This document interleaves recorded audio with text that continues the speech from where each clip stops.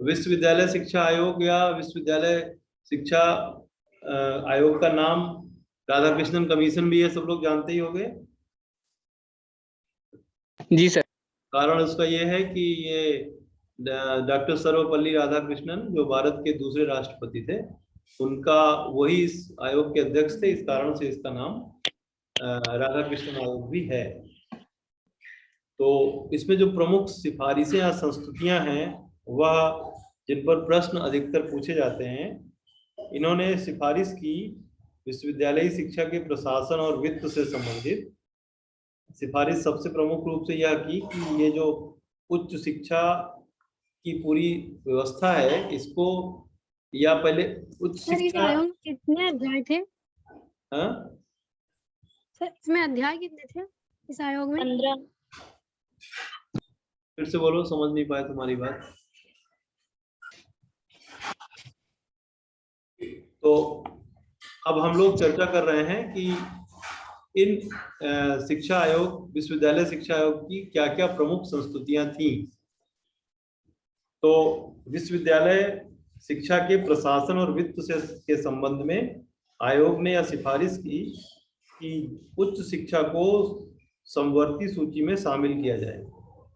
इसकी व्यवस्था केंद्र और राज्य सरकारें दोनों मिलकर करें। दूसरी, इस संबंध में उन्होंने सिफारिश की कि उच्च शिक्षा संबंधी राष्ट्रीय नीति का निर्धारण केंद्र सरकार करे और राज्य सरकारें उस नीति के अनुसार अपने क्षेत्र में शिक्षा की व्यवस्था सुनिश्चित करें। तीसरी सिफारिश की इन्होंने कि प्रशासन के लिए प्रत्येक विश्वविद्यालय में अलग अलग समितियों का गठन किया जाए और उनके अधिकार और कर्तव्य निश्चित किए जाएं। चौथी, इस संबंध में उन्होंने सिफारिश की कि विश्वविद्यालयों के प्रशासन का उत्तरदायित्व उनकी प्रबंधकारिणी समितियों को दे दिया जाए। पांचवा, इन्होंने इस संबंध में सिफारिश की कि विश्वविद्यालय के विभिन्न कार्यों जैसे भवन निर्माण, प्रयोगशाला, वाचनालय और खेल कूद आदि की व्यवस्था के लिए सरकारें अनुदान दें।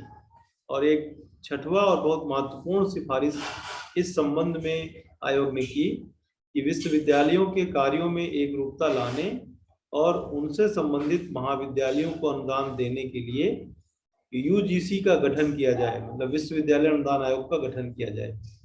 तो इसमें दो बहुत प्रमुख सिफारिशें हैं जिस पर अक्सर प्रश्न आते हैं।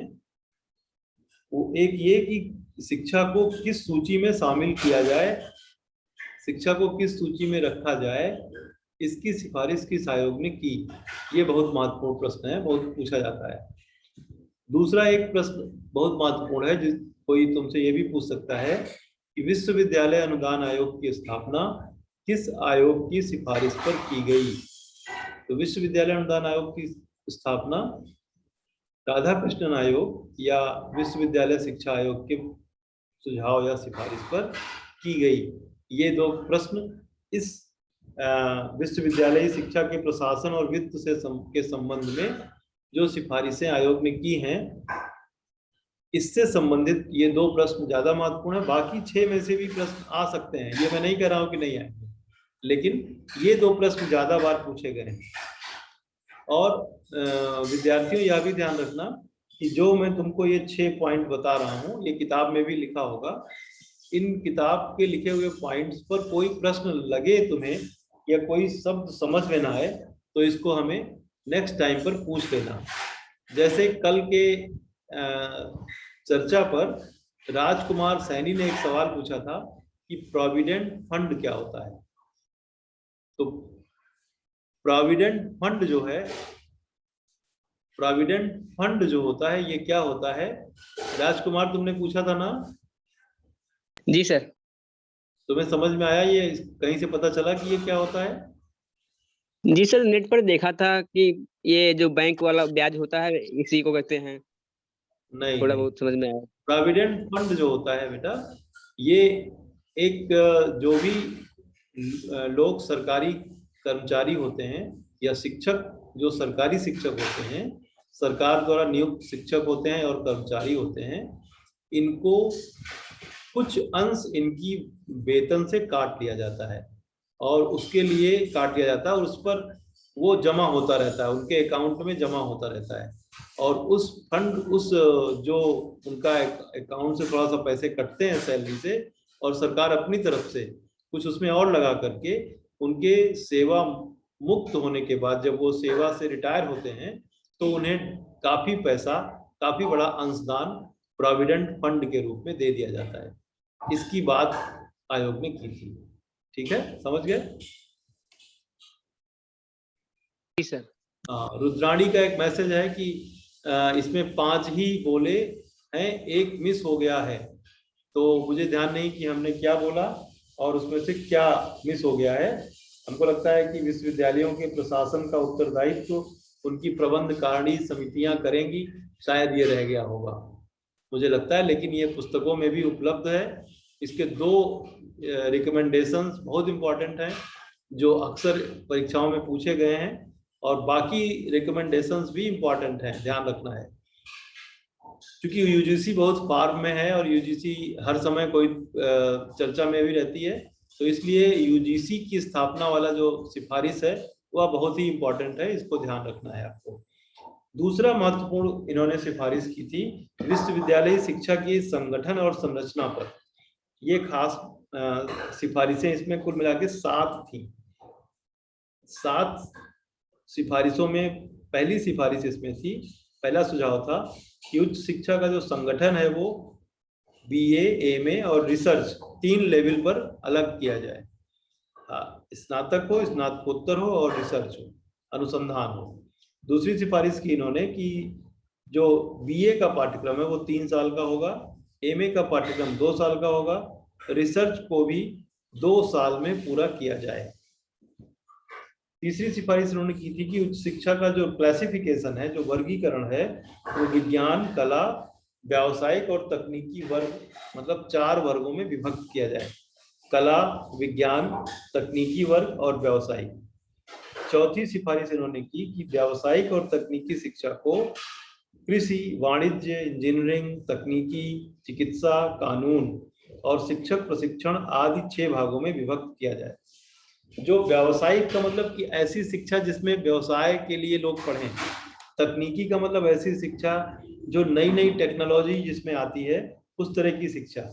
ये जो पार्ट था इन्होंने जो अभी ठीक पहले जो सिफारिश की कि उच्च शिक्षा को 4 वर्गों में विभक्त करना है, कला, विज्ञान, व्यवसाय और तकनीकी, तो इसमें जो व्यवसाय और तकनीकी शिक्षा की बात इन्होंने की, उसमें कहा कि एग्रीकल्चर की व्यवसाय की शिक्षा दी जाए, वाणिज्य के व्यवसाय की शिक्षा दी जाए, इंजीनियरिंग की व्यवसाय की शिक्षा दी जाए और तकनीकी की शिक्षा दी जाए, टेक्नोलॉजी की।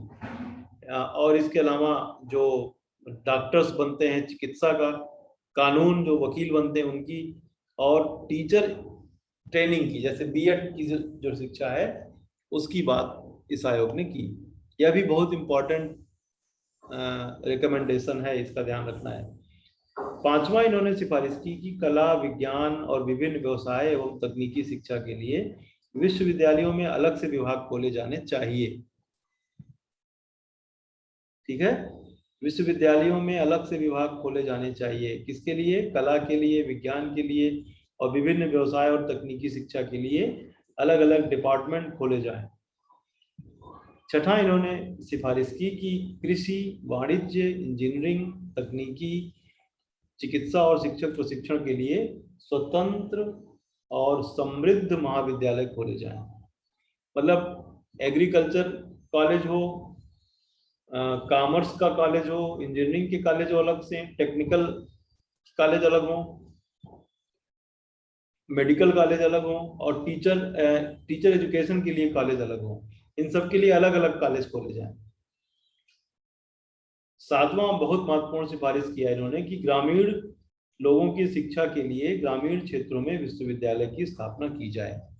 ये जो पॉइंट है, ग्रामीण क्षेत्रों में विश्वविद्यालय की स्थापना करने की सिफारिश, ये काफी बार पूछा गया है, इसको बहुत ध्यान से आपको नोट करना चाहिए। और भी पॉइंट्स हैं, इन पॉइंट्स को जैसे उच्च शिक्षा का संगठन, बीए, एमए और रिसर्च 3 स्तरों पर हो, इसको किसने कहा, या इस तरह का प्रश्न कि कला, विज्ञान और विभिन्न व्यवसाय और तकनीकी शिक्षा के लिए विश्वविद्यालयों में अलग अलग डिपार्टमेंट खोलने की सिफारिश किसने किया, तो वह भी उच्च शिक्षा या विश्वविद्यालय शिक्षा आयोग ने किया।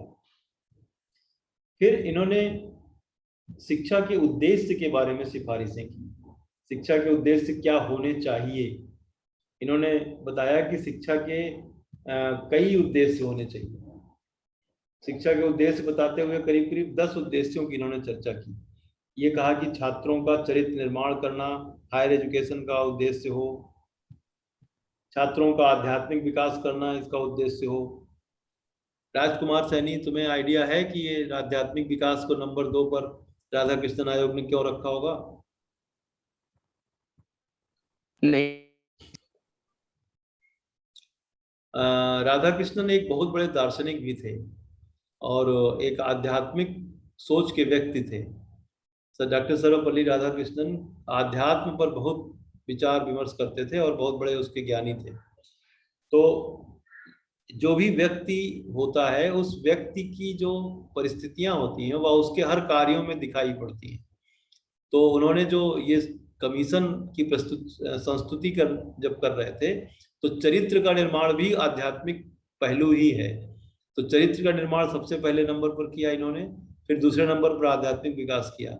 मतलब आपको भौतिक जगत से उठा करके आध्यात्मिक जगत की ओर हायर एजुकेशन ले जाए, इसकी सिफारिश के पीछे कारण मुझे लगता है यही रहा होगा। हालांकि ये बहुत पक्का कारण नहीं कह सकते, लेकिन मुझे लगता है ऐसा रहा होगा कि वो चूंकि स्वयं उसके अध्यक्ष उसी टेस्ट के व्यक्ति थे, इसलिए इन्होंने एक इंजीनियर या एक वैज्ञानिक जब कोई बनाएगा तो वो ये उद्देश्य रखेगा कि इस तरह की शिक्षा देने के बाद लोगों में कुशलता का विकास किया जाए, लोगों में राष्ट्रीय भावना का विकास किया जाए।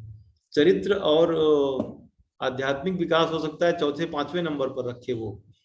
अगर कोई वैज्ञानिक या कोई टेक्निकल व्यक्ति या कोई बहुत बड़ा इस तरह का व्यक्ति जो टेक्नोलॉजी और साइंस में बहुत आगे होगा, तो वो इस तरह से हो सकता है नंबर 1-2 पर इस चरित्र और आध्यात्मिक विकास की बात ना करे। लेकिन चूंकि ये स्वयं एक बहुत बड़े दार्शनिक थे, इसलिए इन्होंने संभवतः मुझे लगता है कि छात्रों के चरित्र का निर्माण करना पहला उद्देश्य बताया। तीसरी सिफारिश इन्होंने की कि शारीरिक दृष्टि से स्वस्थ एवं मानसिक दृष्टि से प्रबुद्ध लोगों का निर्माण किया जाए, तो स्वस्थ शरीर हो और मस्तिष्क भी स्वस्थ हो। उन व्यक्तियों का निर्माण करना शिक्षा का उद्देश्य होना चाहिए जो अपनी संस्कृति विरासत का संरक्षण करें और उसमें सहयोग प्रदान करें। इसकी चर्चा हम लोग कल की क्लास में कर भी चुके हैं कि किस उद्देश्य से ये आयोग काम कर रहा था। व्यक्तियों के आनुवांशिक गुणों को ज्ञात करना, करके उनका विकास करना।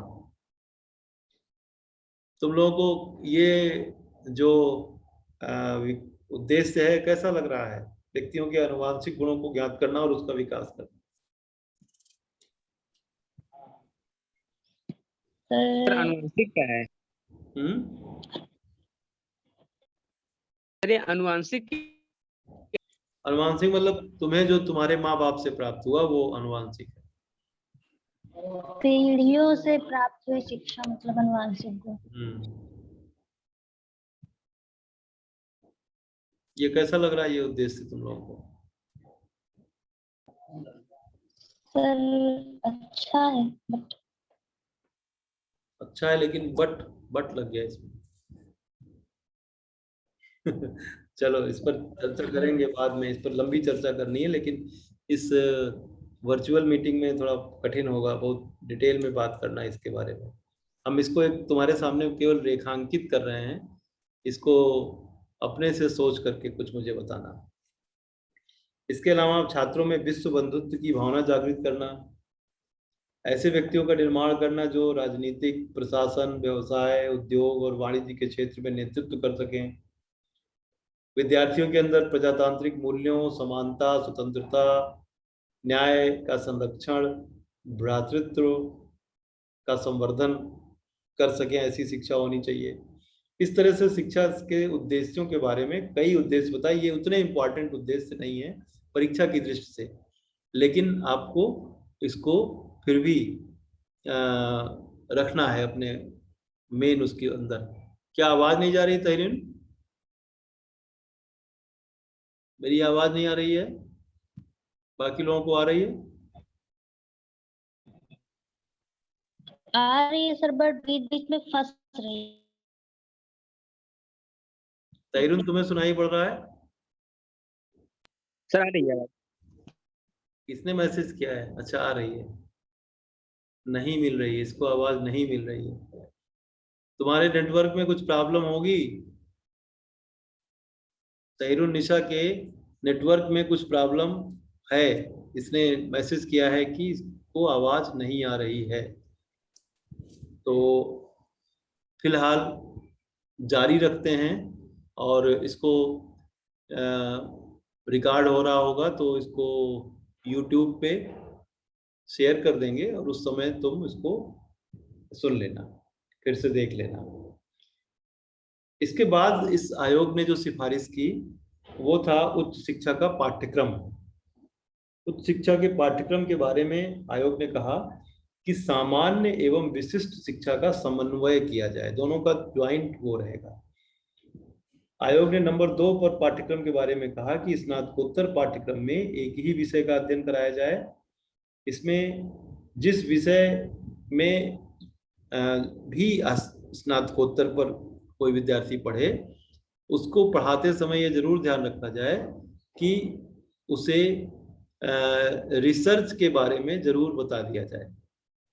मतलब हायर एजुकेशन में जो BA है, उसके बाद MA है, तो MA करने वाले बच्चे वही हों जो रिसर्च करना चाहते हों, और इसलिए उनको MA कराते समय शोध की विधियों और उनका ज्ञान कराना जरूरी है। तहरीन, तुम्हें आवाज आने लगी? Yes sir. आने लगी, चलो ठीक है। तुम फिर से कनेक्ट हुई हो, एक बार अपने को हटा के फिर से कनेक्ट हुई हो, ये सही तरीका था। उच्च शिक्षा के पाठ्यक्रम के बारे में उन्होंने एक सुझाव दिया कि जो BA का पाठ्यक्रम है वो 3 साल का हो, और इसमें जो इंटरमीडिएट उत्तीर्ण छात्र हैं उनको एडमिशन दिया जाए। अगली सिफारिश इन्होंने की कि स्नातक स्तर पर अंग्रेजी भाषा और राष्ट्रभाषा की शिक्षा अनिवार्य कर दी जाए। ये बहुत महत्वपूर्ण सिफारिश है, इसके पक्ष में हम नहीं हैं, लेकिन फिर भी दी गई थी, सिफारिश की गई थी। भारत में अंग्रेजी शिक्षा अंग्रेजों के जाने के बाद भी अनिवार्य कर दी जाए, इसकी बात इन्होंने की थी। लेकिन इसके पीछे कुछ तर्क रहे होंगे, मुझे नहीं समझ में आते, क्योंकि दुनिया के तमाम देशों में अपनी भाषा का रिस्पेक्ट है। भारत में अंग्रेजी भाषा का रिस्पेक्ट शुरू से ही बनाया गया है। इन्होंने ये सिफारिश की कि शोध कार्य के लिए कम से कम 2 वर्ष का समय होना चाहिए। इस कार्य का अवसर केवल उन्हीं छात्रों को प्रदान किया जाना चाहिए जो स्नातकोत्तर कक्षा में कम से कम द्वितीय श्रेणी में उत्तीर्ण हो, जिनकी शोध कार्य में रुचि हो और जिनमें शोध कार्य करने की क्षमता हो। इसका चयन भी ऑल इंडिया लेवल पर किया जाए। तो विद्यार्थियों, तुम लोगों को भी मैं बता दूं कि तुम लोगों में से कुछ ऐसे भी लोग हैं जिन्हें अपने करियर को अभी से ही फिक्स करना चाहिए कि आगे उन्हें क्या करना है। और अगर आपको ये लगता है कि आपको रिसर्च करना चाहिए, तो अभी से ही आप रिसर्च के प्रति गंभीर होइए। और मैं समझता हूँ कि आप में वो क्षमता है, आप आगे चल करके रिसर्च कर सकते हैं। जो लोग मेरी क्लास में आ रहे हैं लगातार और चीज़ों को एक्सेप्ट कर रहे हैं, ग्रहण कर रहे हैं, और उसको जो निर्देश दिए जा रहे हैं उसको फॉलो भी करते जा रहे हैं, ऐसे लोगों के लिए बड़ी संभावना है कि वो आगे चल करके रिसर्च कर सकेंगे। और उनको रिसर्च करने के लिए हमारा डिपार्टमेंट हमेशा तैयार रहेगा। हम लोग प्रयास करेंगे कि ऐसे लोगों को हम उनको पूरी सुविधा उपलब्ध कराएं कि वो अच्छे से रिसर्च कर सकें। इसके अलावा इस आयोग ने सिफारिश की कि स्नातक स्तर पर समस्त वर्गों में, जैसे कला, विज्ञान, व्यावसायिक, सामान्य शिक्षा और धार्मिक शिक्षा को अनिवार्य रूप से दिया जाए।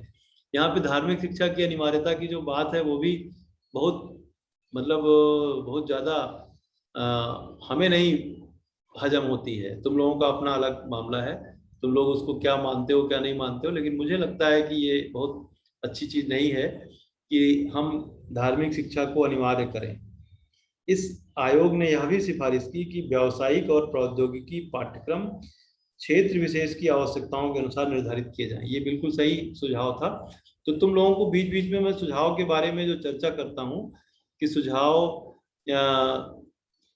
ये वाला मेरी समझ में ठीक था, ये वाला मेरी समझ में ठीक नहीं था, इसको करने के पीछे मेरा ये कारण होता है कि तुम लोग स्वयं इन सुझावों के बारे में अपनी राय बनाओ कि वास्तव में ये कौन सा सुझाव अच्छा था और कौन सा सुझाव बेहतर नहीं था।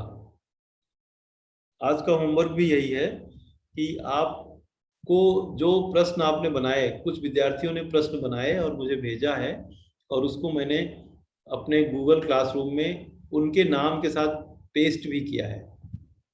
तो वो तो बहुत अच्छा प्रयास था, लेकिन आज के इस क्लास के बाद कुछ और नए प्रश्न भी आप बना सकेंगे। मुझे लगता है कि आप उन प्रश्नों को बनाएंगे। हो सकता है ये प्रश्न 5 हो, 6 हो, 10 हो या और भी हो सकते हैं, लेकिन इनके अलावा आप किताब से भी पढ़िए और किताब से पढ़ करके ये तय करिए कि इनमें से कौन कौन से सिफारिश तुम लोगों की नज़र में बेहतर नहीं थी। तुम अगर होते तो ये सिफारिश ना करते, और अगर तुम होते वहाँ पे आयोग के अध्यक्ष की जगह पर, तो तुम उन सिफारिशों की जगह पर, जो वो सिफारिश तुम्हें पसंद नहीं आ रही है, उसकी जगह पर कौन सी सिफारिश करते, और अगर वो सिफारिश तुम्हें कम ठीक लग रही है तो वो क्यों कम ठीक लग रही है, इसके बारे में तुम लोग कुछ लिख करके मुझे भेजो। तैरून कुछ कहना चाहती हो क्या?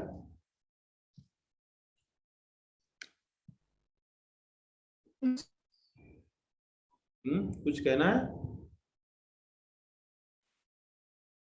सर अच्छा, चलो ठीक है। अब इसके बाद इन्होंने जो सिफारिश की, उच्च शिक्षा के माध्यम के बारे में सिफारिश की। उच्च शिक्षा के माध्यम के बारे में कहा कि उच्च शिक्षा का जो माध्यम है वो क्षेत्रीय भाषाएं हों। मतलब जो महाराष्ट्र में उच्च शिक्षा दी जाए वो मराठी भाषा में हो, तमिलनाडु में जो दी जाए वो वहाँ की भाषा में हो, पंजाब में जो दी जाए वो वहाँ की भाषा में हो। जो क्षेत्रीय भाषाएं हैं उन भाषाओं में पढ़ाई लिखाई करी जाए, इसके लिए कोशिश की जाए, ऐसा आयोग ने सिफारिश किया। आयोग ने कहा कि समस्त संघीय भाषाओं का विकास किया जाए, जितने भी इस तरह से प्रांत की भाषाएं हैं उनका विकास किया जाए।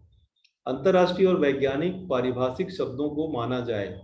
जो शब्द जटिल हैं, अलग अलग शब्दों का जो किसी किसी किसी भाषा में कोई शब्द डेवलप नहीं है, जैसे जैसे कोई नया शब्द बन जाए या कोई नई खोज हो जाए, तो अंतर्राष्ट्रीय स्तर पर उसका कोई नाम आ जाता है।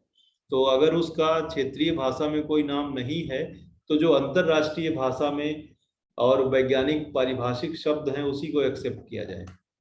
इन भाषाओं के माध्यम से कला वर्ग के कुछ विषयों की शिक्षा प्रदान की जाए। इसके अलावा आयोग ने सिफारिश किया कि समस्त संघीय भाषाओं को देवनागरी लिपि में लिखा जाए। इसके लिए देवनागरी लिपि में सुधार किए जाए। इसका क्या मतलब होता है राजकुमार? देवनागरी लिपि में लिखने का क्या मतलब है?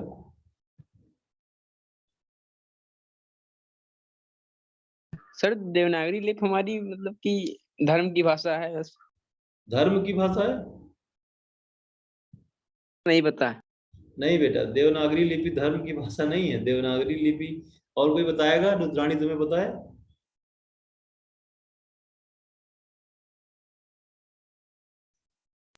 सर देवनागरी लिपि मतलब संस्कृत। नहीं, सर याद आ रहा है। देवनागरी लिपि असल में देव शब्द देख करके तुम लोगों को लगता है कि धर्म की भाषा है। वास्तव में देवनागरी लिपि जो है, जैसे तुम लोगों के मोबाइल फोन पर इस समय नाम लिख कर आ रहा होगा, सबका लिख कर आ रहा है कि नहीं? जी सर। Yes sir. तुम्हारे अलावा बाकी लोगों का नाम लिख कर आ रहा है, तो ये नाम जो है इंग्लिश में लिख कर आ रहा होगा। जी लिख कर आ रहा है ना? इंग्लिश में नाम लिख कर आ रहा है ना? Yes sir. सर हाँ सर कुछ मतलब जो हमने इतिहास में पढ़ा था उसका याद आ रहा है, देवनागरी लिपि कुछ कुछ हाँ बताओ। मतलब ये बाएं से दाएं लिखी जाती हैं और इसमें मतलब कई मतलब ये भारतीय लिपि है लेकिन इसमें अनेक भाषाएं सम्मिलित होती हैं। लिपि है, ये लिखने का तरीका है, ठीक है। जी लिपि का मतलब लिखने जी का तरीका। जैसे देवनागरी लिपि में हिंदी में हम लिखते हैं, हिंदी में ही लिखते हैं। जैसे व्हाट्सएप लिखना होगा ना, जैसे व्हाट्सएप लिखना होगा तो यहाँ पर वाह लिखा जाएगा, आधा टा लिखा जाएगा, सा लिखा जाएगा और फिर आ और पा लिखा जाएगा, व्हाट्सएप। तो ये हो गया देवनागरी लिपि। ये है अंग्रेजी का शब्द, लेकिन इसको लिखा किसमें हमने? देवनागरी में लिखा। देवनागरी। ठीक है। जैसे कैमरा, कैमरे में का लिखेंगे, माँ लिखे, का पे ए की मात्रा लगाएंगे, माँ लिखेंगे, रा लिखेंगे, रा पे आ की मात्रा लगाएंगे, तो कैमरा, कैमरा लिख दिया, तो ये क्या हो गया? देवनागरी लिपि हो गई। ठीक है। इसी तरह पंजाबी भाषा का एक शब्द होता है भांगड़ा, तो भांगड़ा पंजाबी में लिखेंगे तो दूसरी तरह से लिखेंगे, उसको हम पढ़ नहीं पाएंगे। हम लोग चूंकि उस लिपि को जानते नहीं है। उर्दू में कोई चीज लिखा है तो उसको हम पढ़ नहीं पाएंगे, चूंकि हम उर्दू नहीं जानते। जो लोग उर्दू जानते हैं वो जान सकते हैं, पढ़ सकते हैं।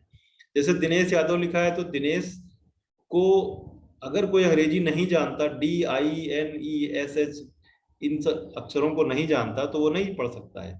लेकिन अगर इसी दिनेश को हम दा लिख दें, ई की मात्रा लगा दें, ना लिख दें, ए की मात्रा लगा दें, शा लिख दें, दिनेश लिख दें, तो वो जो हिंदी में अक्षरों का प्रयोग करके जो हम यूज करते हैं, उस लिपि को हम देवनागरी लिपि कहते हैं। समझ में आई बात? सामान्य सी बात है ये। और यहाँ पर एक कमेंट आया तहरुन का कि वो उर्दू जानती है, तो हम लोगों को उर्दू सिखाएगी। वो उर्दू जानती है तो हम लोगों को भी उर्दू सिखा देगी। एक इसके इसके कहने का मतलब ये हुआ कि जो संघीय भाषाएं हैं, सारी संघीय भाषाओं को आपको देवनागरी लिपि में लिखने से ये फायदा होगा कि जो हिंदी क्षेत्र के लोग हैं, वह पंजाब में जो ज्ञान है उसको आसानी से समझ सकेंगे, तमिलनाडु में जो ज्ञान है उसको आसानी से समझ सकेंगे, और दूसरे राज्यों के जो ज्ञान है उसको हम पढ़ सकेंगे। इसका यह उद्देश्य रहा होगा। इसके अलावा उच्च शिक्षा के शिक्षण स्तर के बारे में भी आयोग ने बहुत महत्वपूर्ण सुझाव दिए। आयोग ने कहा कि विश्वविद्यालयी परीक्षाओं में सुधार किया जाए, वे ऐसी हों जिनमें छात्रों की वास्तविक योग्यता और क्षमता का पता लगाया जा सके। तो इसका मतलब ये हुआ, महक आवाज सुनाई पड़ रही है?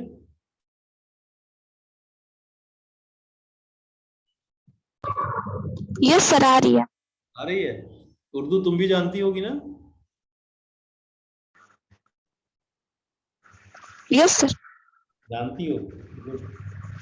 तो जी। तो ये जो उच्च शिक्षा के शिक्षण स्तर के बारे में जो पहला इन्होंने सुझाव दिया है कि विश्वविद्यालयी परीक्षाओं में सुधार किया जाए, वे ऐसी हों जिनमें छात्रों की वास्तविक योग्यता और क्षमता का पता लगाया जा सके। तो इसका क्या मतलब हुआ?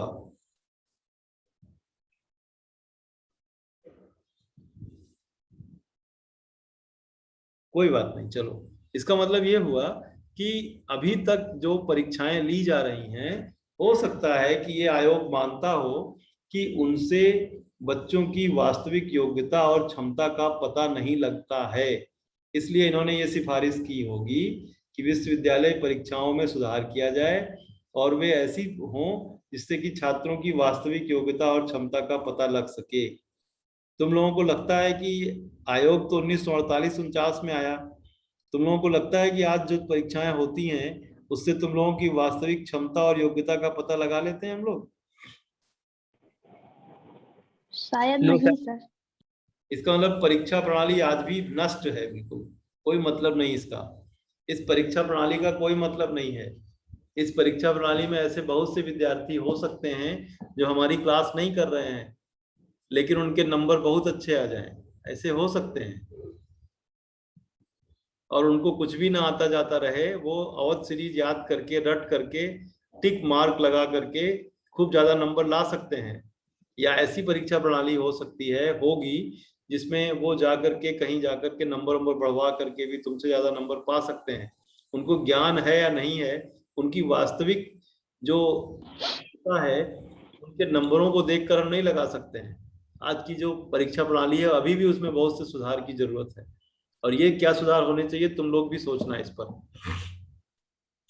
उच्च शिक्षा के शिक्षण स्तर के बारे में इन्होंने और भी महत्वपूर्ण सुझाव दिए कि जो ऑल इंडिया लेवल पर सिस्टम है हमारा हायर एजुकेशन के लिए